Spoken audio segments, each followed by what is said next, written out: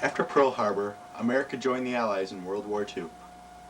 Things didn't start out looking good for the Allies, but later they gained control of Africa and the Pacific and finally went for the control of Europe.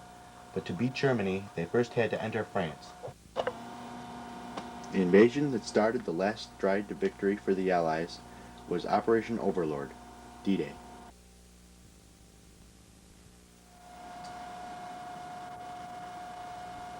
Operation Overlord was needed because a breakthrough in the German coastal defenses would open France for liberation.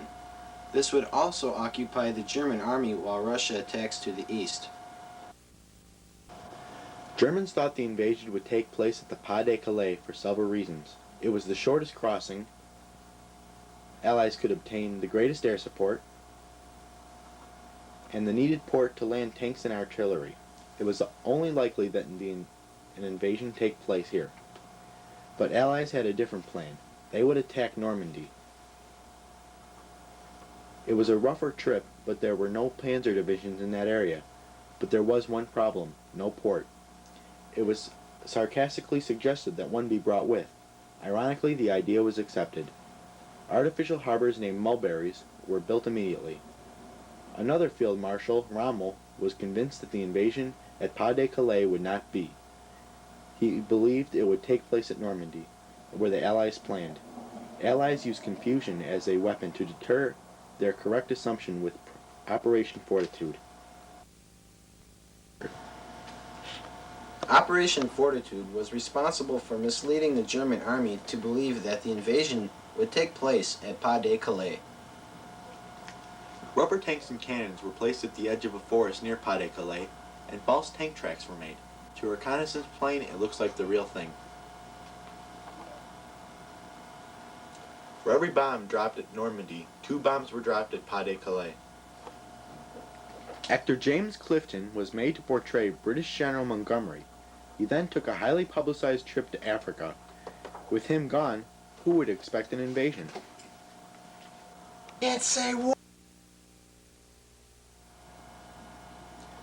One factor leading up to D-Day was weather. Germans thought it would be crazy of the Allies to dare invade with the chaotic weather there was. But the soldiers knew too much already, and spies could be anywhere. But probably the most important factor was German knowledge. They had the wrong time in the wrong place. Hours before D-Day, a task force of civilians and troops sabotaged power lines, telephone lines, and railways. With communications blocked, the German front couldn't send for reinforcements. An invasion of 325,000 men, 50,000 vehicles, and 4,000 ships attacked the shores of Normandy. For the young soldier, charging to the beach was a terrifying experience. It was an event not to be forgotten easily. Sergeant Donald Lamoureux of the 95th Infantry expresses his memories and feelings of that day. We were stationed in Winchester, England, and we were taken by truck down to Southampton. We were put on a Liberty ship, and we sat on that ship for about 3 or 4 days waiting for the weather to clear and get the favorable conditions, I guess, for the right landing. And in that time, then we went about halfway out into the North Sea and then went over the side on rope ladders. In full field equipment. We were members of the 95th Infantry and landed on a landing craft infantry. And then one Navy guy, I think, was running the thing. That's all. It was a little putt-putt motor. And we head for the shore, for the beach, and there had been quite a salvage before that, and a lot of ships were sunken already when we came through, and there were fellas flopping around in the water and all that stuff, but we didn't stop to pick them up. They had other fellas to pick those up. Then when the thing ran into the sand at the beach, we just ran off as fast as we could and hit the ground a couple of times and then started to run back up the cliff and